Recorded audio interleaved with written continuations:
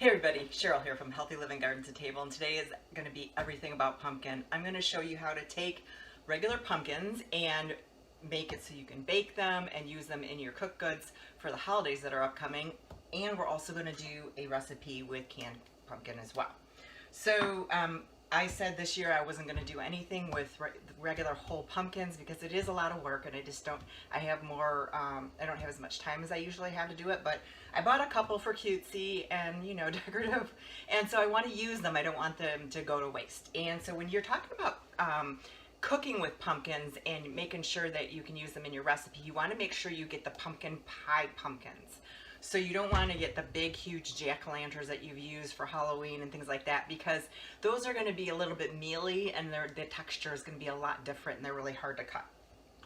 Not to say that you can't use them, they're not poisonous or hurt you, but the preferred ones to use is the sweet pumpkin pie pumpkins. And also I've used the Cinderella pumpkins. So those are they're flat and you can stack on top of them, but you want to make sure it says Cinderella pumpkins, not just the decorative stacking pumpkins to what you're using. So what you're going to do is you're going to cut off the stem.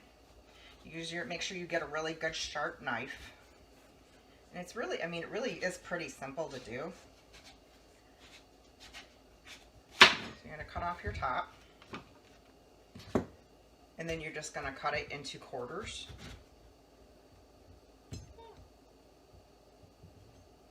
You could cut it actually smaller than quarters. I might just do that. The smaller that you cut it, the quicker that it's going to cook. Okay.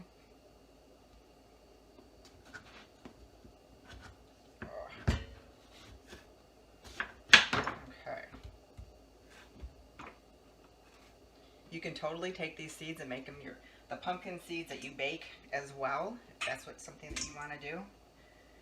Not sure if I'm going to do that today.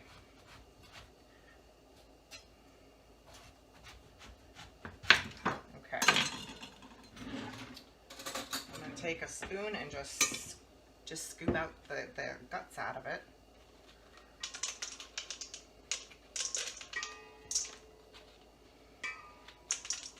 And as you can see, it's much easier to seed than when you're doing a jack-o'-lantern, because you're cutting down the center of it, and you don't have to dig your arms in it and get it all full of pumpkin that way. But I guess that's the fun of Halloween, isn't it?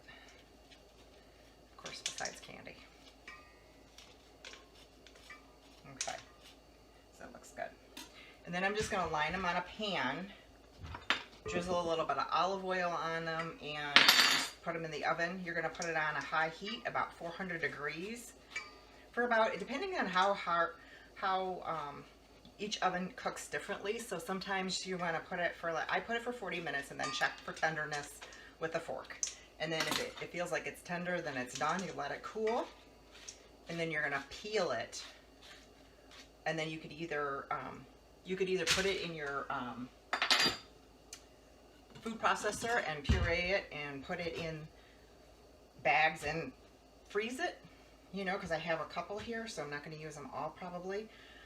Or you could just dice it and then put it in the freezer, or you could puree it and use it. So either one, like I said, you can, if you want to dice it and peel it and then freeze it that way is the easy way, is a good way as well. I like to use the pumpkin chunks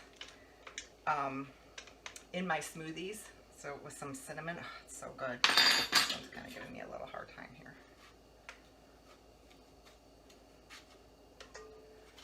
You want to make sure that the pumpkin is not overripe, so it doesn't. I was kind of worried because it had a little bit of marks, but I think that was just dirt. I don't think that it was marks from being molded or anything like that. So you want to watch that, because, you know, when you have them in the house, which I did, I decorated in the house with my pumpkins, it can get kind of ripe and mushy quickly. Okay, there we go, just cleaned it out. I'm going to do the last one, and I'll just do this one later. It's been easy to use a knife on this than a spoon. Whatever works best for you. There, that was fast.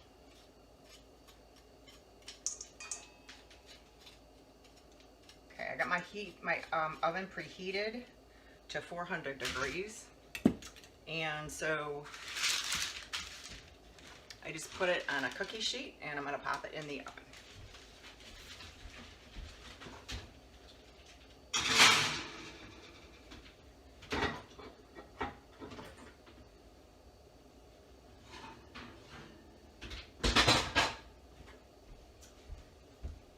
Now we are going to make a pumpkin bread. So that's why I have the ready-made pumpkin so that I could use this. Was super excited this year. Costco has it. You know, I'm a Costco fan, and they had the organic pumpkin in a case, so I was happy about that because I use pumpkin throughout the year. I'm not just one that uses it in the fall. I like to use it year-round, but I want to make sure that you know, if I use it throughout the year, I like it to use the stuff that I've either frozen because then I know it's going to still be fresh, or have canned on hand. And they don't sell, I mean, they do sell it all year round, but it's not as plentiful. Anyway, so this pumpkin bread I'm super excited about. It is, it's gluten-free. I don't always have to do gluten-free. I do better with gluten-free, anything that I do. So I was kind of excited when I saw this recipe, and of course I kind of like recreated the things that I wanted to put in it. So, it called for you could either do oat flour, or you could use white flour, or you could use spelt flour. And I like to use oat flour because I can make oat flour. Oat flour, it's really easy to use instead of going out and having all these specialty flours that, you know, you have in your cupboard and things like that for different things.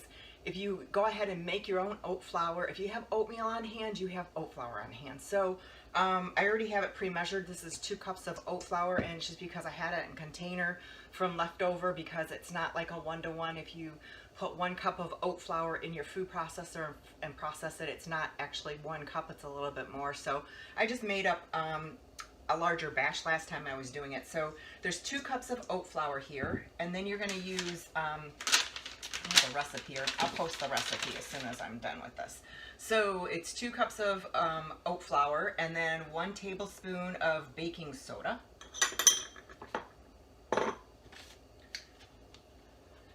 And you always want to do, when you're baking, you want to put your dry in one bowl, and you want to put your wet in the other bowl. So I'm not a measurer, but boy, I tell you, when you bake, you really need to measure, because otherwise it doesn't turn out as well. Okay. And then it calls for 3/4 of a teaspoon of baking powder. So let me see, my 1/4 teaspoon. This is a half, so I'm gonna do, I don't have a half, I don't have a 1/4 of it down line. So I'm gonna do 1 and then half of this. So 3/4 of a teaspoon of baking powder.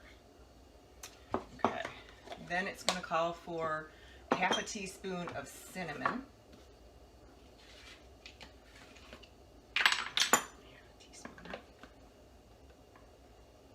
Okay. Not really worried about having a half a lid overboard there. Half a teaspoon on the cinnamon because I love extra cinnamon. And then half a teaspoon of pumpkin pie spice. Okay. And then it's gonna call for 3/4 of a teaspoon of salt. I didn't grab my salt.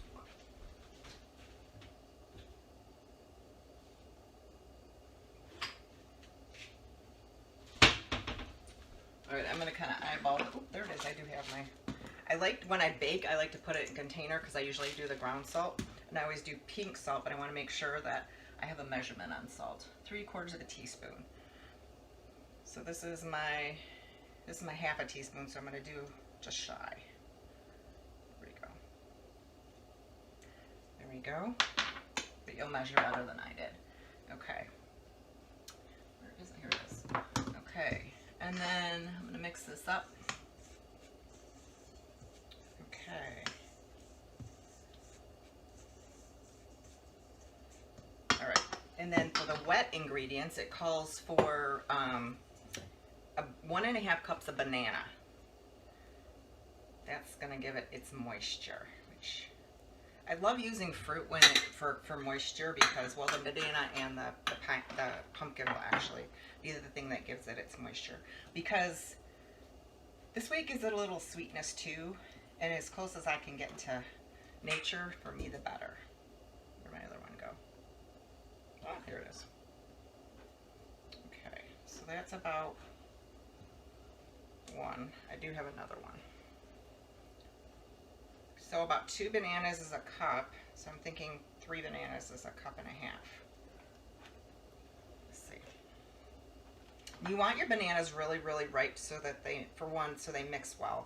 And for two, the sweetness actually generates the more ripe it is.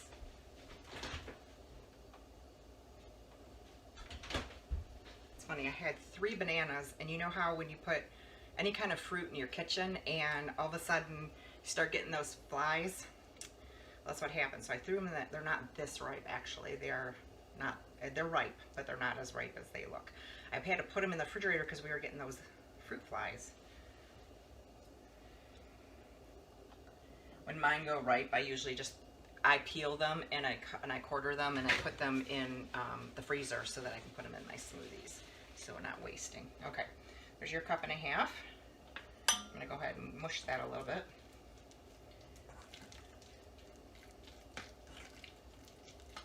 That's a technical cooking term, is mush. Okay, so now we're gonna do our half a cup of pumpkin. Okay.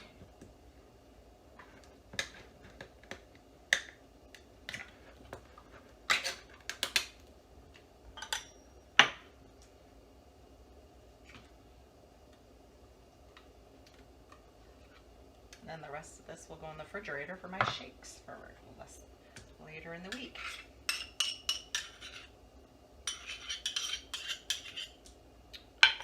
Okay, give that a stir.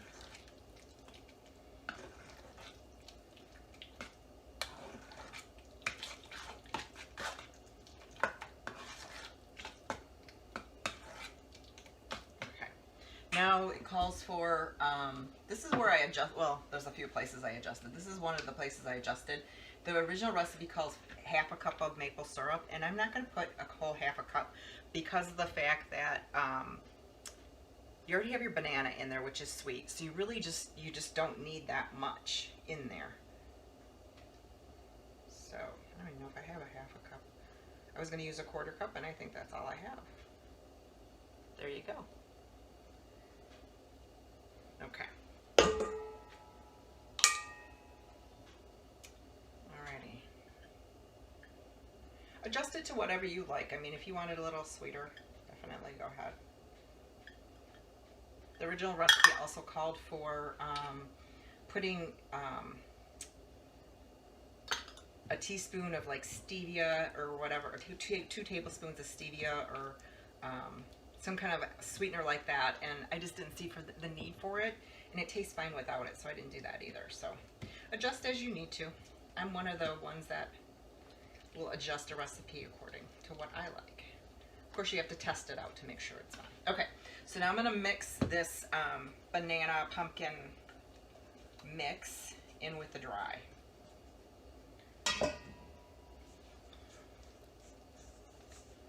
And normally what it calls for is it calls for it to have, it also calls for it to be in a loaf pan. My loaf pan that I have is actually for a gluten-free bread, so it's smaller. It's not the 9x9. So I'm going to use, I lined this with parchment paper because I would rather do parchment paper than just grease it. It comes out better. And so that's just a little small casserole type dish, whatever you had on hand. Okay, so now it also calls for, sorry, I'm a 1/3 cup of water. So let me do that. Sorry, I keep going off camera.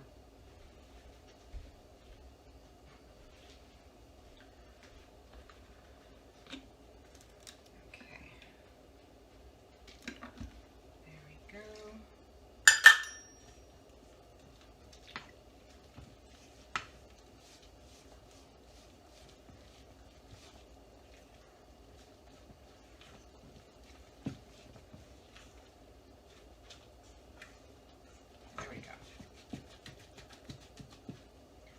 sure you mix all to the bottom up so that all the dry ingredients are well mixed in there.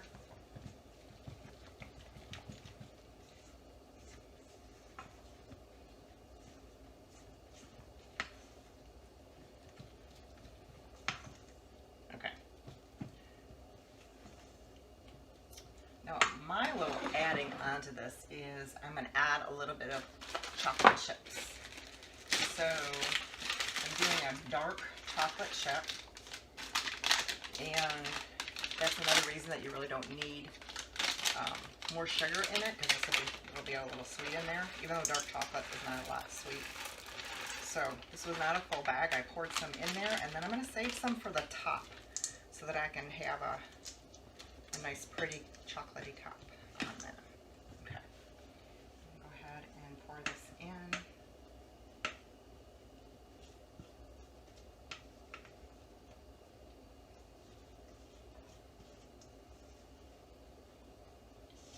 Okay, just move that around a little bit.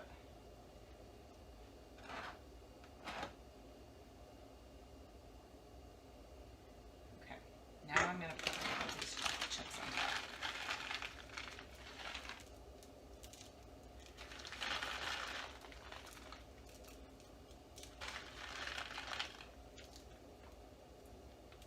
There. That look pretty?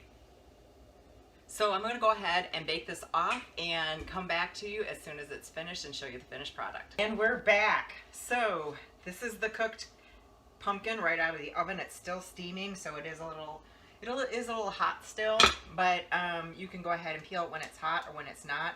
See how nice and it comes right off that peel. So I'm going to let that cool off, and then I'm going to throw it probably into the mixer and put it in freezer bags and keep some of it out for my smoothies later in the week. And then this is the pumpkin chocolate bread. Didn't that turn out beautiful? Isn't that beautiful? So the one thing that I did want to let you know is you do put the oven, I don't remember if I told you or not, so I'll make sure I do. You put the oven on 350 degrees for 30 minutes. You let it bake. And then when you turn the oven off and you don't look, you leave it in for another 10 minutes like a carryover time, and then you go ahead and take it out. So let's check and see if this is done in the side. I hope it is. Because what happens is if it's not done inside, what you do is you throw it back in the oven. Oh, it feels like it's totally done. It feels great. And it probably has to do with the steam that was in there from the pumpkin as well. So what I did is I knocked that heat down just a little bit to make sure it wasn't too high for the bread. Okay. Pull a little scoop of this out. And it won't stick because I had that parchment paper in there. Again, if you want to make this in a loaf pan, you totally can do that.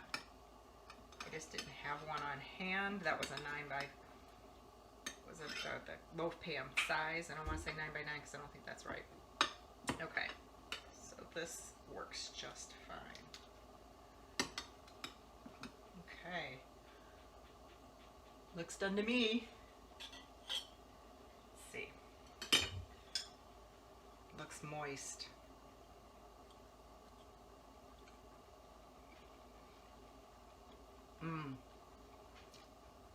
That's really moist, guys. The moisture from the banana and the pumpkin, it's amazing. It didn't need anything extra on the sweetness side. Is perfect. It was like a 1/4 cup of that maple syrup made it just so perfect. And then of course the chocolate chips make it a little bit more sweet as well. This is a perfect little coffee cake type thing. It is made as a bread, but it's a good little sweet bread for a cup of coffee or a tea, whatever you like. So good. I hope you enjoy this. If you like this kind of content, please hit the subscribe button and the like button, and even the bell for the notifications when more will come out, and we'll be seeing you on the next video.